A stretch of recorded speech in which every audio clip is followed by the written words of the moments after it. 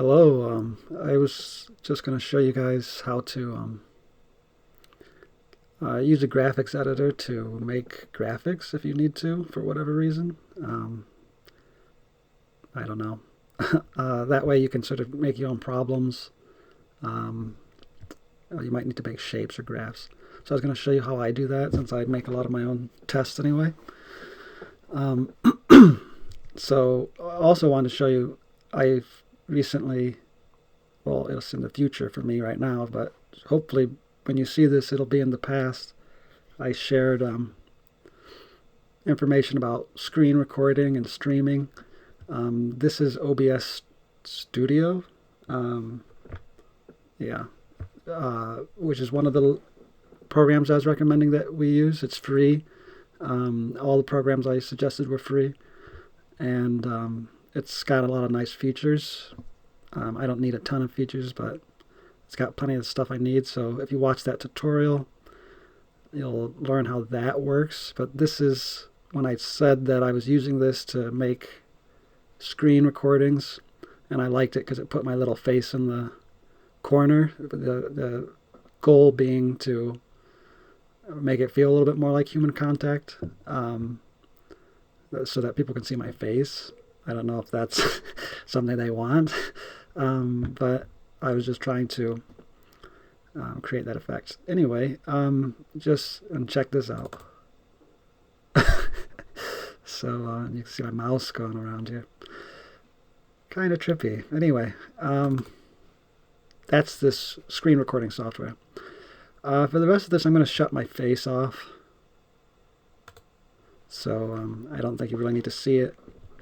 There's this software called Inkscape that you can get, also free. It is a graphics editor program. It always takes a while to load. I don't know why that is. And it always comes in like this. But then you get this this big old document. I don't know if you can. You're probably not going to be able to see very well all the little buttons in the corners because I got a high resolution desktop right now. But I wanted to show you what you can do with it. So this is a graphics editor. It's for vector graphics. So it's kind of like Adobe Illustrator, but free. So that's kind of why I like it. And the way I use it, the way I have used it was like if I did a Google Meet, I could display this window. I usually had it smaller, and the graphics I made, I could go through. Like I'll pull up open recent week 6 e-learning graphics. So it pulls up things that I was working on. So I just copied and pasted these images from a Google image search, and I talked about them. And then I was able to make graphics to try to illustrate things about the triangular numbers and their uses. Let's see what was in the other week.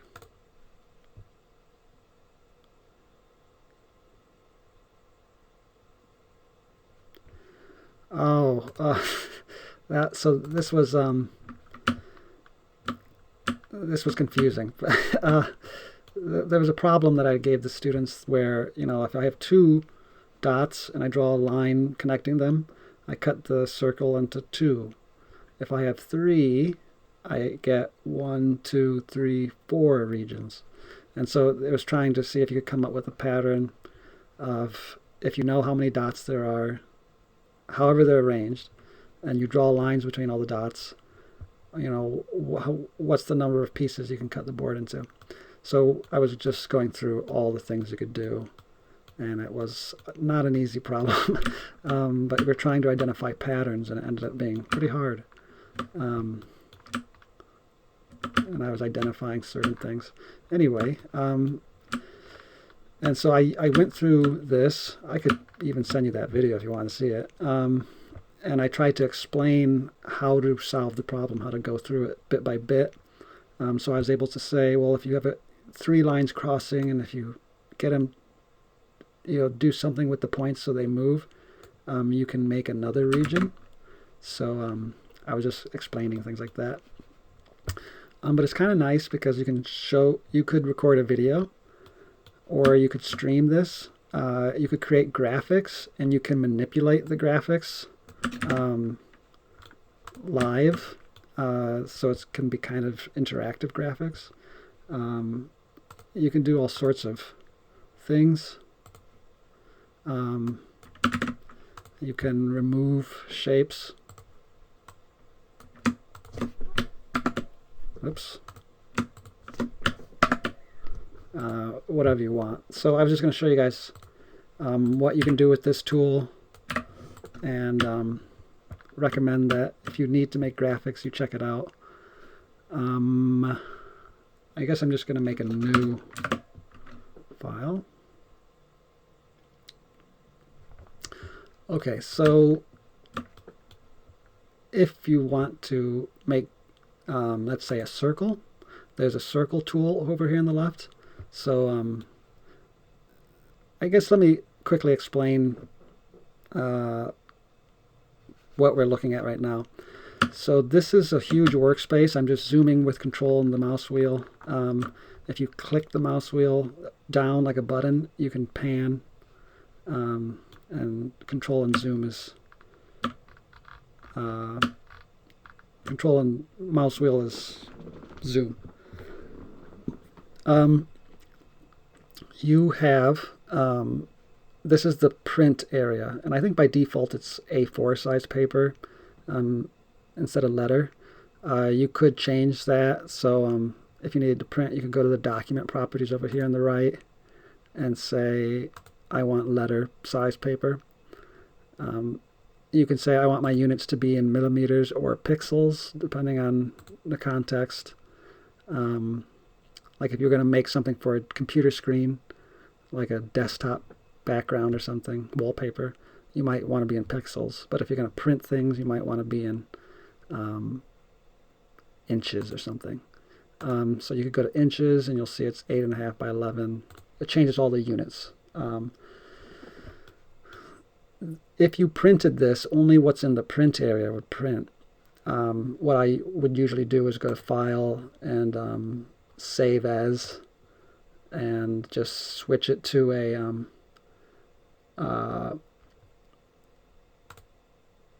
PDF.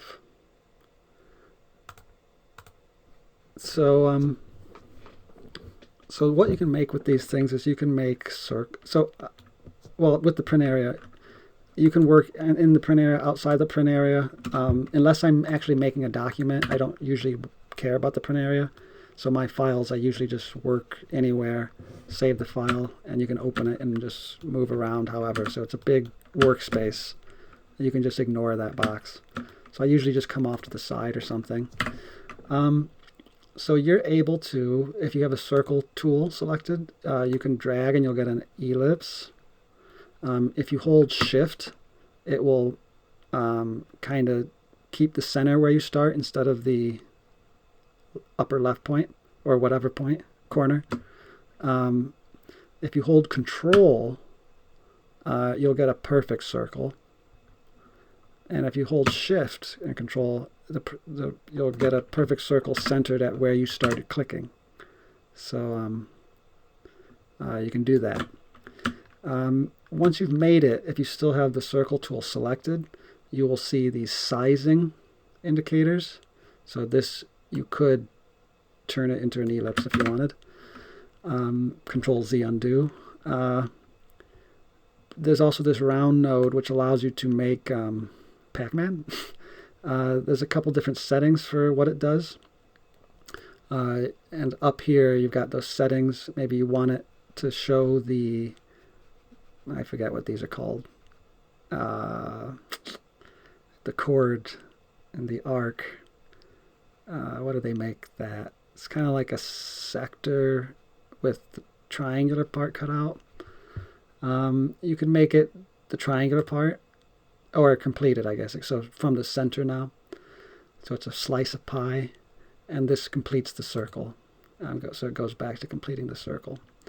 You can say I want it to start at 0 and go to, let's say, 135, and you'll get a, you can measure the angle. And you got nice things like if I press H, it'll horizontally flip, and if I press V, it will vertically flip. If you want to make a different color, there is a scroll bar for the window, but there's also a scroll bar for all these colors that you can pick. And so you can make it whatever color. This program does take a while to get used to, and the more you use it, the better you'll be at using it. And I can show you a lot of things that you can do with it. So, I don't know, maybe I'll make a little worksheet. How about that? So here's problem 1. Identify which is a sector of a circle. So you can go to the text editor, and you could do something like that. Which shape is part of a circle? It's a tough one. You can change the font, of course. You can now the text is, I gotta hold Control, otherwise it'll like make it weird looking. But if you hold Control, it'll keep it aspect ratio the same. So you can do that. You can click multiple things and move them together. You can select them, and if you come over to the left, I guess first I need to turn on the, where do I do that? Yeah, it's over on the right. I don't know why I called it the left.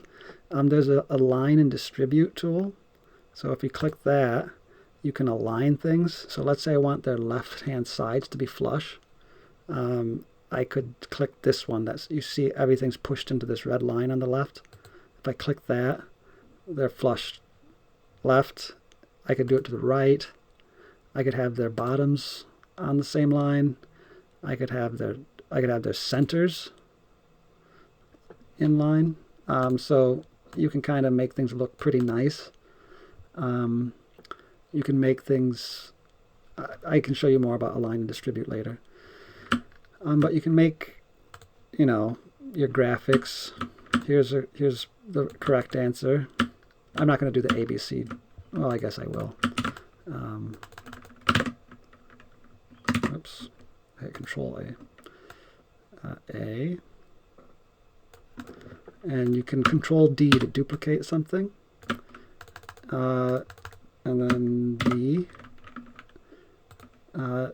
Maybe I'll put in a rectangle, so I'll go to the rectangle tool. And I made a square. Now, what you can do is select all this stuff and duplicate it. And that way, you kind of have the formatting down. And you're going to replace these shapes. So this square, I guess I will just pull this knob, holding Control and Shift. And that allows me to make it into sort of a rounded edge thing. I'll do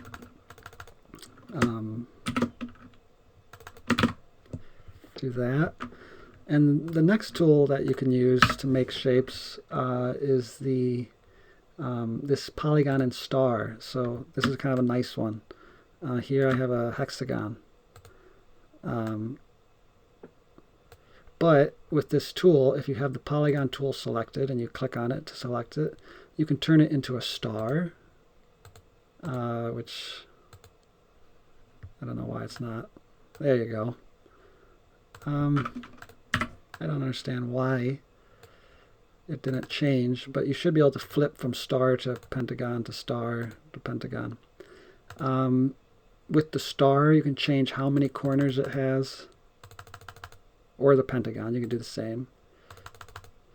With the star, you can do weird stuff. If you have this inner node, you can sort of play with it and make all sorts of weird stuff. With the polygon, I'm not sure if that does anything. No idea what that does. That might have been the thing behind it. But yeah, you can change the roundness. I don't know. So that's a nice tool as well for making shapes. You can make custom shapes. So one thing to note about this is that if I made a rectangle, let's say, and it remembers my last setting. So if I click this, Control Shift, and take it back to the corner, or you could press this button up here, that would make it a sharp edge thing again. If I double click on it, well, let me show you that. Okay, one click, I can stretch it. Click again while it's selected. Now I can rotate it. And if you hold Control, it'll do it like, I think that's 30 degrees, or I don't know, maybe 15, 30, 45, 60, whatever, 90. If you hold Control, it does it in specific amounts. But that you click it once or you click it twice. Click it once lets you just sort of move it around or resize it. Click it twice gets to the rotation tool. Double clicking it though will access it using the tool that you created it with. So this takes me to the rectangle tool. So if I want to interact with it as a rectangle. Now rectangles like this with this knob that I can round it, that's a Inkscape object. And what Inkscape lets you make are SVG files, so scalable vector graphics files. What they mean by scalable vector graphics files is that that these are mathematical objects stored in memory. They're not pictures. They're not like there's no pixels. I can keep zooming forever, and the only pixels I'll see are from my monitor or from the printer that prints the document. The shapes are perfect mathematically. They're just limited by whatever you're using to render them. So they're completely scalable. You can blow them up to the size of a football field and not a single pixel. So that's nice. But when you have the rectangle tool and you make a rectangle object, that's not a normal SVG file object. It's more specific to Inkscape. In Inkscape, they have these tools that allow you to make rectangles or polygons or stars. But in SVG, they're just vertices, so four corners, and edges, so the lines that connect them. And you can control how the lines come out from the points, but there's no like rectangle tool. It's just a rectangle is just a particular arrangement of dots and lines connecting it. So in Inkscape, you can use this rectangle tool to do rectangles nicely, or you can use the circle tool to make a nice circle. But in order to access it like just a plain SVG object, you would go up to Object, or I guess Path, and you'd say, turn this object into a path. I guess that's what they call the SVG default stuff. It's a path. So if I click that, I can no longer access it with the rectangle tool. If I double click on it now, I get the node editing tool. So I can edit the path by nodes. So now I can do all sorts of weird things. I can pull on the edge. I can use these splines for the Bezier curves, and I can control it. And so you can make very neat organic shapes if you need to. So that's nice. But just so you know that these are things that you could do to make math problems. You do have other tools that might be more useful for artistic stuff. There's a calligraphy tool, so if you just wanted to say, if you wanted to write something, you could. There's the fill bucket. The fill bucket doesn't like fill. It doesn't change the color of something. Like if I fill this, I think it's orange. But what it actually does, in order to change the color, you have to have it selected and you click the color. What the fill object does is it makes an object wherever that color is. So if I blocked it and then I use the fill tool again, and I clicked here, it only goes where the orange was, where it was unbroken orange. So so the fill tool doesn't change the thing's color. It makes a new object over the places that share the same color wherever you clicked it. And it does have this little snapping. So like if you get it close, it snaps to the node. If that gets annoying, up in the upper right, there's a little thing you can click that shuts off the automatic snapping, so you can get rid of the snapping. I don't know what else I should show you. There's the text tool. There's a nice little math tool. It's called the ruler over here. And so if I come in here, let's say, okay, this is a nice sheet of paper, 8.5 by 11. How big did I make this rectangle? Well, if I turn on the snapping tool again, it suggests, do you want to start here? And I do. And I want to go to here, yeah. And it tells me that it is, it's really tiny, 0.69 inches, 0 degrees. What if I came to this corner?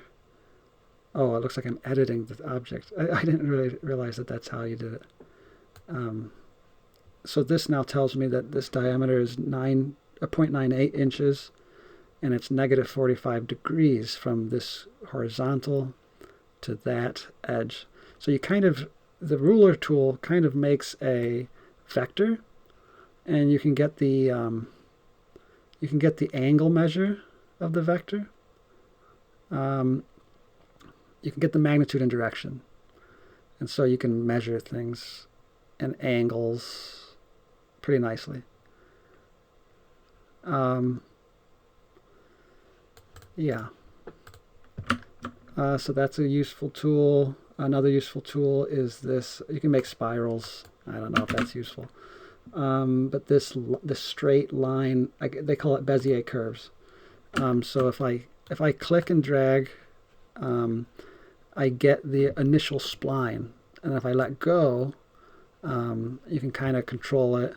If I click and hold and drag, I can kind of do the other spline, and if I do this, I can make something.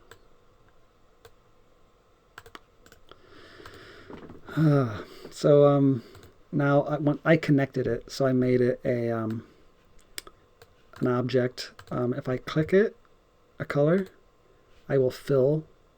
If I hold shift and I click a color, I will, oh, that's weird. Yeah, okay, I thought it was like black. You can change the color of the outline if you want. You can also access this stuff. If you go over to the right, there is a little paintbrush looking thing. There's a fill and stroke menu. So the fill, you can change the fill color, how saturated it is, the lightness, and the alpha value. So you can make this transparent and put it over top of things if you want.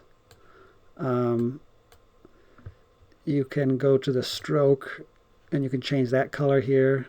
You can go to the stroke style, and let's say I want it to be 1 millimeter instead of fractional. Let's say I want it to be, dashed lines. Let's say, anyway. Another thing you can do with that tool, with this Bezier curve, is let's say I draw a line and I hold Control, and I can get a straight line, and I double click, which basically means I don't draw the spline, I draw the line. And with that, you have the start side, you have the middle, and you have the end side.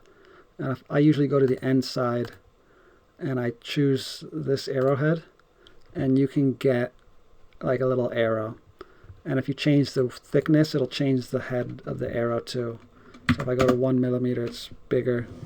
So I usually do this. I'll duplicate it, rotate it, and now I've got, these are a lot bigger than I normally would do, but that's a coordinate system.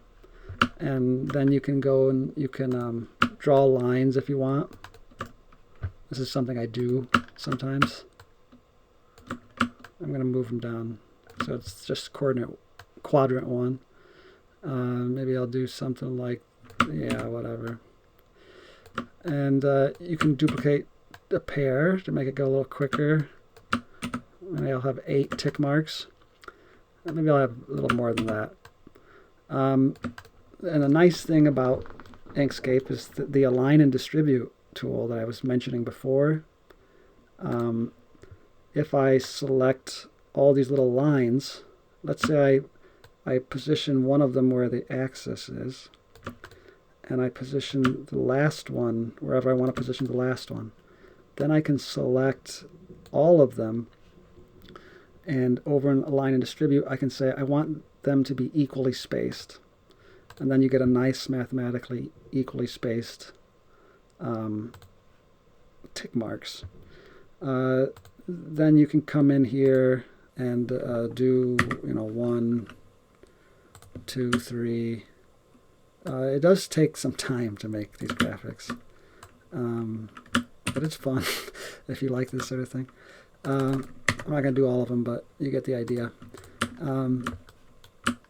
So you can make your own custom graphics. You can make a curve if you wanted.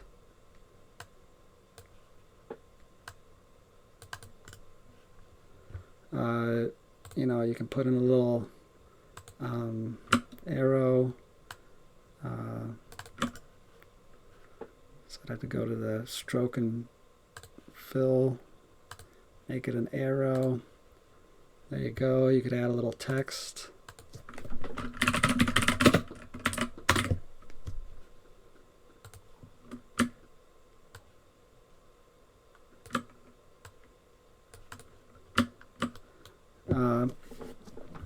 Okay. You could do dot plots with the circle tool if you wanted. Looks like my circles are not complete. Kind of weird looking circles. And you could duplicate. I usually like do the max. Duplicate them, and I just start deleting. And you could, there are lots of techniques that you'll learn eventually where you can control the spacing much better. So let's say we have something like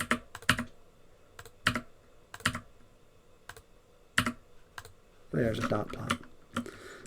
Maybe we'll have like something like that. So you can do that if you wish. You can color these things. You can make your own graphics.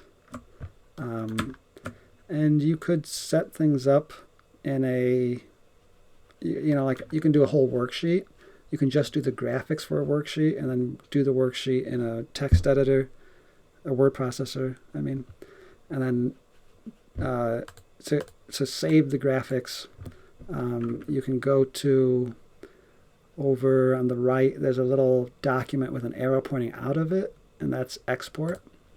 And if you click that, it brings up this export tool, and you can choose to export the page, the whole drawing, or what you have selected.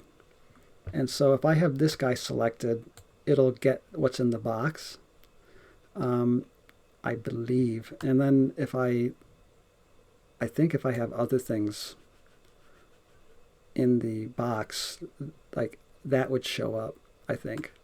But you can export it. So I got the selection. I want to export. You can say export as. You can choose the file name. Let's say I want to call this, path 3733. Exactly what I was thinking. and then you'll click export as, and you'll have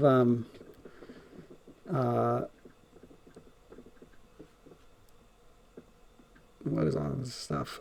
Anyway, you'll have you get to choose where you want to save it. You type the name and you click save. And it's important to realize that when you clicked save, all you did was chose the file path.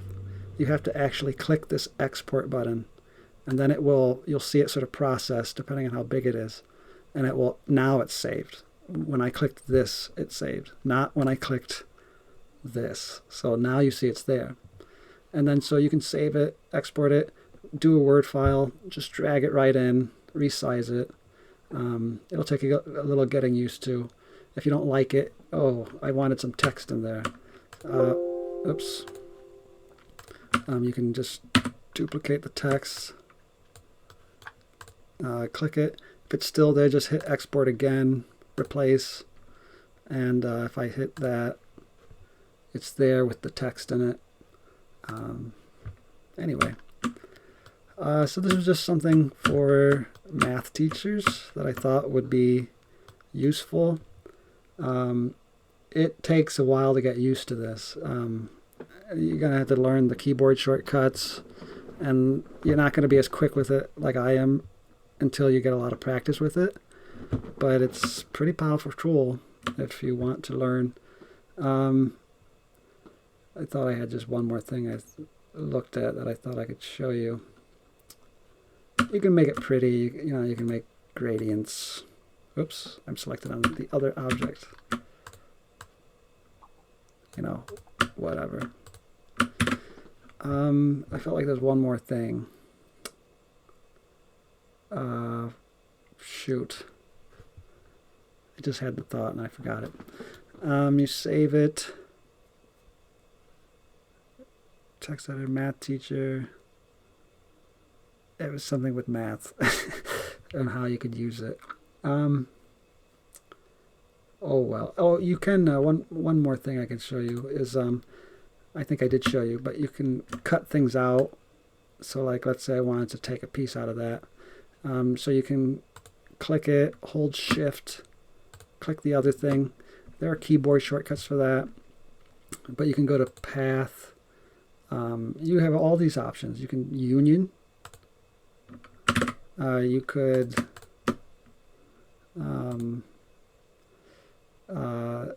the exclusion, kind of neat. Like a Venn diagram. It'd be great for making Venn diagrams. God, what was that last thing? There's tons of stuff you can do with this. There's extensions and filters. Oh, that's one thing I like.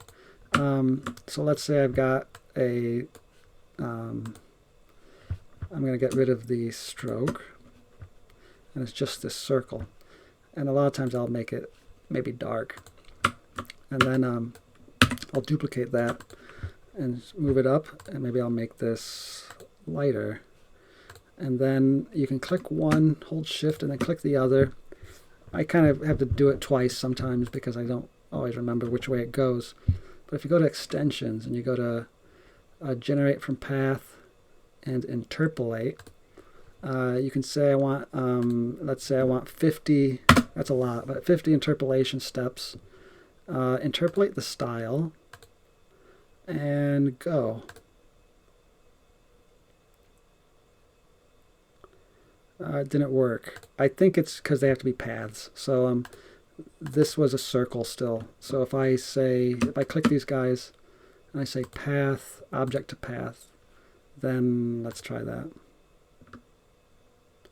Yeah, that's pretty much what I was going for. Actually, it's backwards. So I'm going to undo, and then I'm going to click this, then that. Actually, I'm not sure which way I had them. That's the same thing. So this, then that. That's what I was hoping for. So now these were on top. This is a new object. It kind of looks 3D. It's actually just a bunch of ellipses stacked. and the style, the color is slowly changed from the start to the end. Sometimes I'll leave it there, like I don't need this object, but this one I could raise it up above, and I usually like to do that. And you could even make it like white or slightly off-white and just give it a nicer look. And now you've made a can of soup or something. It's a cylinder. You can do a lot of things in this way. You could do, here's a rectangle, sorry, and I just converted it to a path, and I'm going to take these two nodes, whoops, what the heck, and I want to take these, what, not sure what I've done. I think I actually hit a key and did something. Let me try that again. Okay, so here's the rectangle. Control Shift C. That might have had something to do with it. And now if I double click on, or I guess I have to do the node select tool, I can get these two nodes and shift them. That shouldn't have been so hard. And I'll make it a little darker.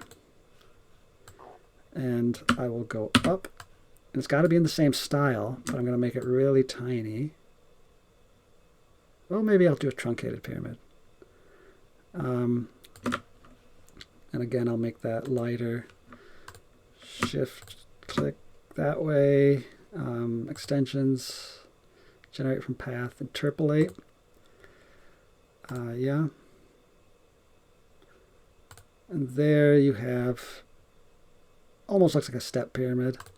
If I push that back, we can make that lighter again. And if you shrink that down, you see the edges less. But you can kind of, it almost looks shaded properly. Control G will group things together. So you can make nice shapes. I think I gotta Control G those guys. 3D shapes. So there are tricks to making those. There is, I think I remembered the thing. There is a 3D box shape. Now this is kind of a weird one. It's probably better to stay in the page area. But if you click and drag, you can make this sort of 3D box. And if you click these things, you can change, there's vanishing points. It's like a 2-point perspective. And I think it's a 2-point, yeah. You might be able to turn it into a 3-point. I don't know if you can do that. But you have these corners you can manipulate. You can change the dimensions of the box. Whatever you want to do there. But it's basically like a 2-point perspective drawing. You can change where the perspectives are, the points. And then if you make it and you click it, if you go path, object to path, and you click that, now when you click on it with the selection tool, it looks like an object. But if you, they're grouped together. So if you hit Control Shift G, you're able to get the separate pieces. So you can make like a little room, and you could talk about the way things are laid out in the room if you wanted to. So that's kind of nice. Yeah, and then I just had another thought. Oh yeah, you can also do nice stuff like you can do it with text. I'm going to make a box. I'm going to go up. Doesn't have to be perfect.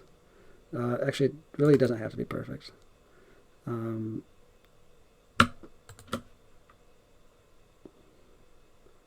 it like so. And I think you start, I always start with the lower left, upper left, right. Yeah. So let's say I wanted to see, I have this little coin, and it's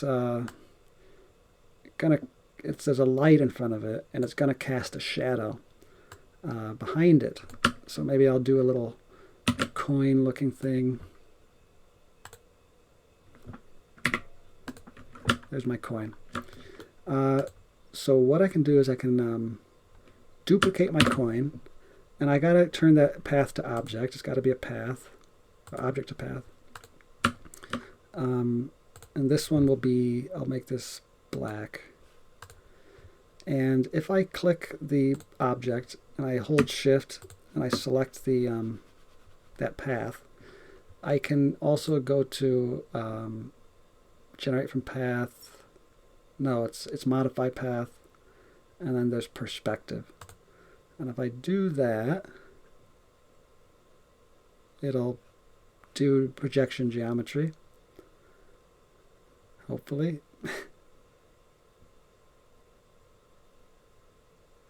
There we go. And I think I do have to do object to path again to get it just as a shape. I don't need that anymore. And this I can send to back a layer, and maybe I'll just turn it into a gradient. So I could either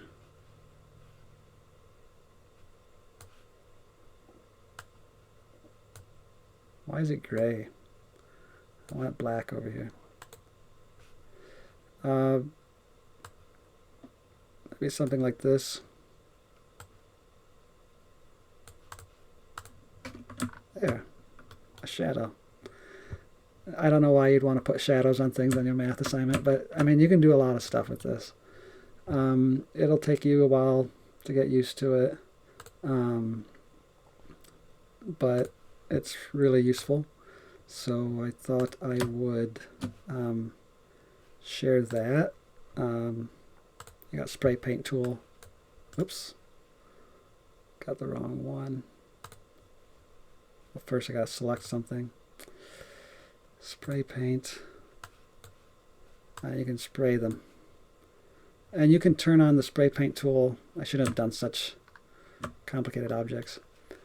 But with the spray paint tool up here, you can change, is there randomness in the rotation, the scale. So you can make things big and small randomly with the spray paint tool. So like if you wanted to make little stars or hexagons, I'll make them stars.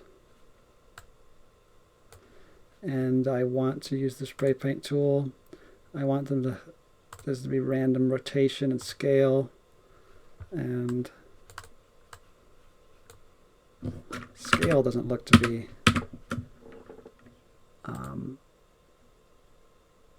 too good. There we go. So we can get a bunch of needles. Anyway, it's not going to be super easy, but if you use it a lot, you'll be able to create anything you can think of. So anyway, I would recommend this if you think you need it. But if it looks like too much work, you don't have to. Anyway, I'm going to close without saving. Don't need that. Yeah, well, have a good one.